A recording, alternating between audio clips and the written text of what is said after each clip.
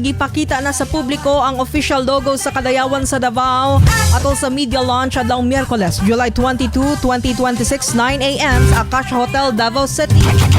Makita gihapon ang iladong icon nga Philippine Eagle, Durian, Waling-Waling ug Mount Apo. Kainumduman nga matag bulan sa Agosto ginapahigayon ang month-long celebration sa Kadayawan Festival ug ang highlights niini mao ang indak-indak sa Kadayawan, pamulak sa kadalanan ug hiyas sa Kadayawan.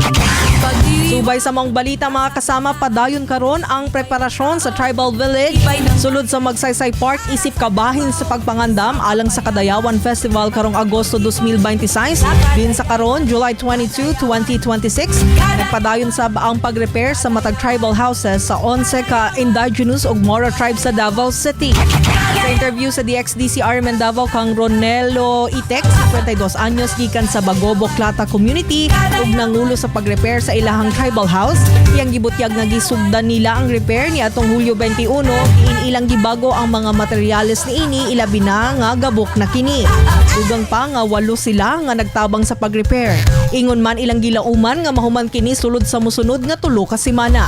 Gani kun mahuman kini iyang gibutyag nga mamahimo na kining adtuan sa katawhan ug mas komportable na kini sa kaan, ingon man bisitahon.